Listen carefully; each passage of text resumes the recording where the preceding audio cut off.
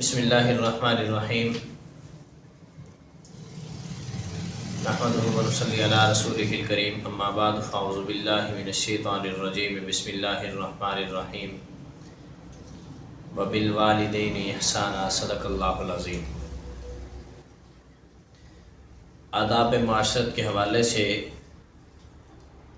کچھ معروضات عرض کی گئیں، مزید کچھ چیزیں حالات و واقعات کے ذریعے سامنے آتی رہتی ہیں، تو موضوع کے متعلق درمیان میں ہم نے 21 رمضان المبارک میں حضرت علی المرتضیٰ رضی اللہ تعالیٰ عنہ کا یوم شہادت بیان کیا، حضرت عائشہ رضی اللہ تعالیٰ عنہ کا یوم وفات 17 رمضان المبارک، اور اسی طریقے سے یوم بدر 17 رمضان المبارک کے حوالے سے۔ تو یہ کچھ چیزیں موضوع کے متعلق تھیں، اس وجہ سے درمیان میں ان کو بیان کرنا پڑا۔ ایک بات اور سامنے آئی ہے، تو میرا موضوع سخن جو ہے وہ نوجوان ہے، اس وقت موجودہ نیو جنریشن جو ہے، میں ان سے مخاطب ہوں۔ نیو جنریشن میری باتوں پہ غور کرے، میری باتیں صرف ان کے لیے ہیں زیادہ تر۔ ایک وقت ہوتا ہے کہ آپ 9th 10th کے پیپر دے رہے ہوتے ہیں، اگرچہ آپ اس وقت بھی جوانی کی عمر میں داخل ہو چکے ہوتے ہیں۔ پھر یہ وقت آہستہ آہستہ گزرتے ہوئے کچھ ٹائم اور لے کر یہ ایک بہتر ایج کی طرف، سمجھداری والی ایج کی طرف انسان کو موڑ دیتا ہے۔ دیکھو، جس نے میٹرک کر لیے ہے وہ اب بچہ نہیں رہا، وہ بڑا ہو گیا ہے، کیونکہ میٹرک بیس پر ہمارے ملک میں بہت ساری جگہوں پر جاب مل جاتی ہے۔ مطلب یہ ہے کہ وہ پڑھا لکھا ہے، اسی لیے اس کو جاب مل جاتی ہے نا، تو اس کا ایک معیار بن چکا ہے، اس نے ایک حد تک ایک تعلیم حاصل کر لی ہے جس کی وجہ سے اس کو شعور آ چکا ہے۔ پھر اگر وہ انٹر کر لیتا ہے تو پھر تو اور زیادہ اس کا ایک معیار بن جاتا ہے، ایک لیول بن جاتا ہے۔ تو میں سمجھتا ہوں، حدیث پاک میں آتا ہے انزل الناس منازلہم، لوگوں کو ان کے مرتبوں پر اتارو، یعنی جس کا جو سٹیٹس ہے اس کے سٹیٹس کو مد نظر رکھتے ہوئے اس کے ساتھ معاملات کریں، اس کے ساتھ لین دین کریں، اس کے ساتھ تعلق رکھیں اس کے سٹیٹس کے مطابق۔ ہمارے ہاں ایک عجیب و غریب قسم کی رسم چل پڑی ہے، وہ یہ ہے کہ جب ہمارے اسٹوڈنٹ آخری دن ہوتا ہے کالج کا، اس دن ہنگامہ آرائیاں کرتے ہیں۔ بہت ساری جگہوں پر حادثات ہو رہے ہوتے ہیں، بہت ساری بد امنی ہو رہی ہوتی ہے، پیپر کی توہین کی جاتی ہے، بے ادبی کی جاتی ہے۔ میں نے خود اپنے ہاتھ سے ترجمۃ القرآن اور اسلامیات کے پیپر روڈوں سے اٹھائے ہیں۔ ایمانداری سے یہ بات ذرا غور سے سنیں کہ اگر یہی قرآنی آیات کی توہین انگریز کرے کسی جگہ بیٹھ کر، دشمن کرے، کیا ہم اس کے لیے احتجاج نہیں کرتے؟ اگر ہم اس کے لیے احتجاج کرتے ہیں، اس کے خلاف ہم روڈ پر نکلتے ہیں، ہم اس کے خلاف آواز اٹھاتے ہیں جس نے ایسی حرکت کی ہو، اگر وہی حرکت ہم خود کریں تو بتاؤ اس کے لیے آواز کون اٹھائے گا؟ اس کے لیے کس نے آگے بڑھنا ہے؟ عمل کون کرے گا؟ آپ بھی میدان میں نکل کر لوگوں کو کہہ رہے ہیں کہ ایسا نہ کرو، بری بات ہے، ہم بھی کہہ رہے ہیں، عمل کون کرے؟ اتنی بھیانک ترین چیزیں سامنے آتی ہیں کہ اس کو دیکھ کر سمجھ ہی نہیں آتی کہ اس کے اوپر ہم گفتگو کا موضوع کیا رکھیں۔ ہمارے ملک میں نوجوانوں کے ہاتھوں میں جو ایک حد تک کہیں دیکھنے کو ملا کہ یہ شاید اسلحہ بھی لہراتے ہیں، تو یہ کیا ثابت کرنا چاہتے ہیں کیا بتانا چاہتے ہیں؟ اگر اسلحہ نہیں ہے تو وہ جو آتش بازی کا چکر ہے یہ کیا ثابت کرنا چاہتے ہیں؟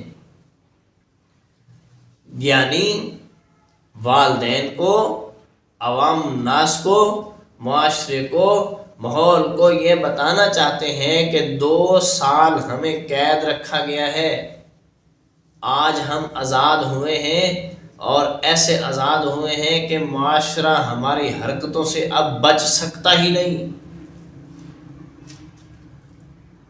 یہ کارروائیاں ہیں، یہ وہ حرکتیں ہیں جن حرکتوں کی وجہ سے نوجوان نسل اپنے شعور کھو چکی ہے۔ حرکتیں عجیب و غریب قسم کی ہیں۔ اساتذہ کرام کو روڈوں پر روک کر ان کے ساتھ بدتمیزی کی جاتی ہے، استادوں کو استاد نہیں سمجھا جاتا، ادارے کو ادارہ نہیں سمجھا جاتا۔ جن چیئرز پر بیٹھ کر، جن کمروں میں بیٹھ کر 2 سال انہوں نے علم حاصل کیا، فن سیکھا، جن استادوں نے ان کو سکھایا، ان سب کو پاؤں تلے روندتے ہوئے نکلتے ہیں۔ استادوں کو کس بات کی سزا دے رہے ہیں؟ ادارے کو کس بات کی سزا دے رہے ہیں؟ یہی سزا دے رہے ہیں نا کہ ادارہ میری سوچ کے مطابق کیوں نہیں چلا، یہی کہنا چاہتے ہیں۔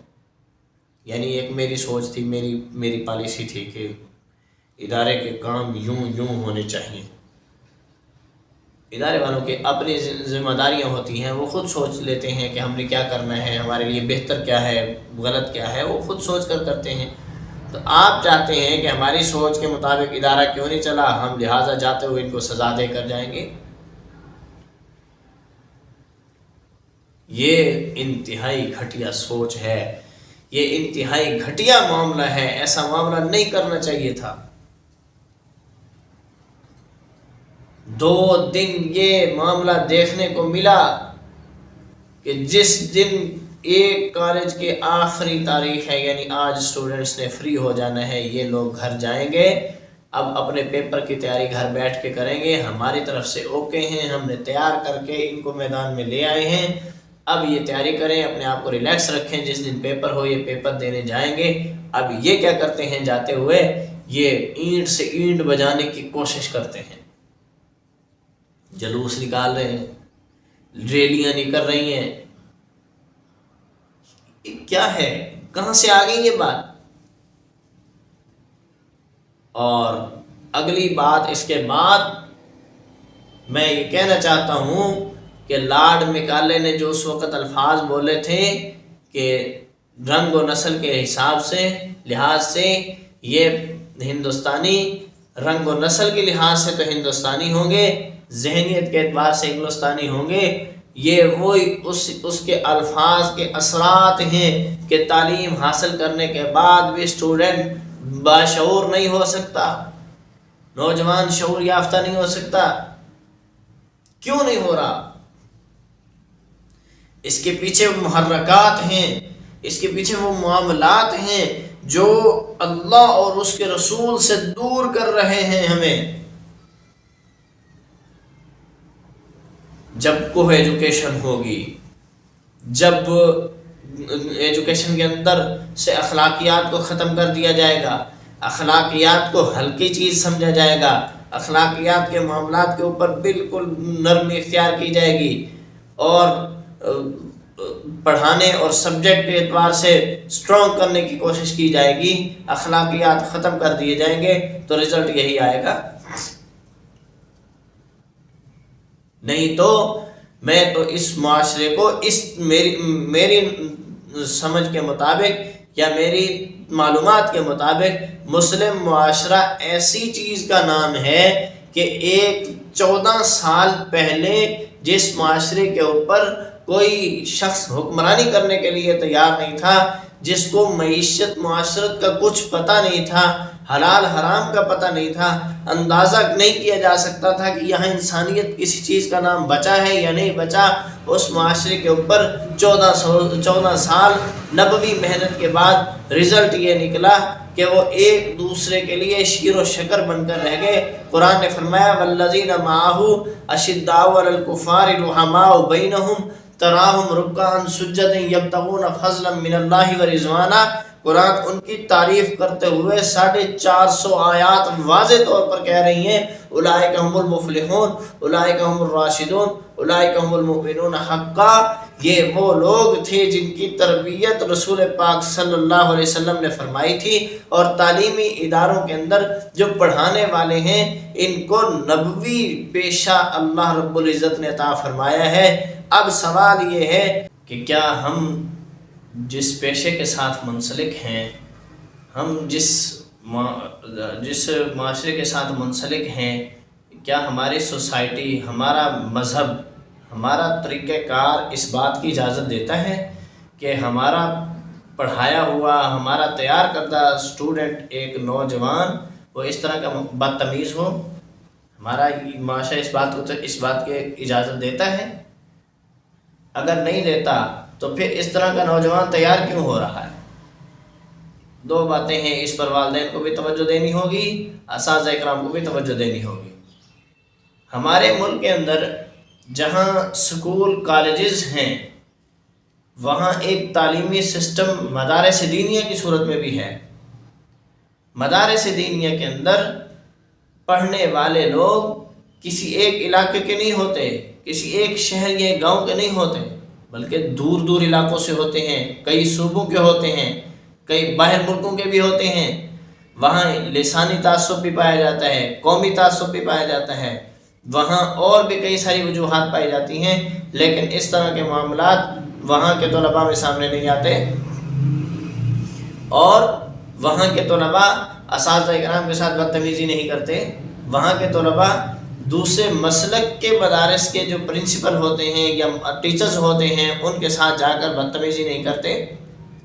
اگر وہ احترام نہیں کرتے تو بدتمیزی بھی نہیں کرتے، لیکن یہاں تو بات ہی مختلف ہے کہ وہی استاد کلاس میں پڑھا رہا ہے، اسی استاد کو روڈ کے اوپر پکڑا ہوا ہے بھی، ہاں بھائی اب بتا تیرے ساتھ ہم کیا معاملہ کریں، تو ہمیں جانتے ہیں ہم کون ہیں، تجھے پتہ ہے ہم کیا کر سکتے ہیں۔ یہ سب کچھ ایسا المیہ ہے، اس کو کنٹرول کرنے کی ضرورت ہے۔ یہ تو بد امنی والا معاشرہ جو اللہ کے نبی صلی اللہ علیہ وسلم کی آمد سے پہلے ہوتا تھا، یہ تو اس طرح کا معاشرہ ہے۔ ہم نام لیتے ہیں اسلام کا اور ہم دعوے دار ہیں اسلام کے، اور حرکتیں یہ سامنے آ رہی ہیں کہ پیپر روڈ کے اوپر پھینکے جا رہے ہیں۔ کاغذ کی بے ادبی نہیں کرنی چاہیے۔ کاغذ آلات علم میں سے ہیں، جن چیزوں سے علم حاصل کرتے ہیں ان کا احترام کرنا ہوتا ہے۔ یہ بد امنی اور بے ادبی، بد احترامی، یہ ساری ہمارے مزاجوں میں کیوں آ رہی ہے؟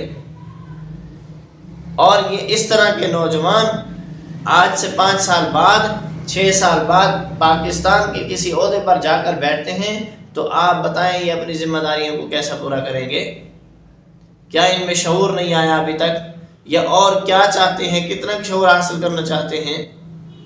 یہ بد امنی اور بدتمیزی، ان چیزوں سے دور ہونے کی ضرورت ہے۔ باقی ایک بات یہاں یہ بھی میں گزارش کرتا جاؤں، مدارس دینیہ کے خلاف جو گفتگو اور پروپیگنڈے ہوتے ہیں ان میں تھوڑا سا پالیسی کے اوپر غور کرنے کی ضرورت ہے۔ ذمہ دار سیاستدان اسٹیج پہ کھڑا ہو کر کہتا ہے جی مدارس دینیہ، یہ مدارس جہالت کی فیکٹریاں ہیں۔ وہ جہالت کی فیکٹریاں اسی طرح کی ہوتی ہیں جہاں کا تعلیم یافتہ، تربیت یافتہ آدمی کبھی اس معاشرے کے اندر بد امنی نہیں پھیلاتا،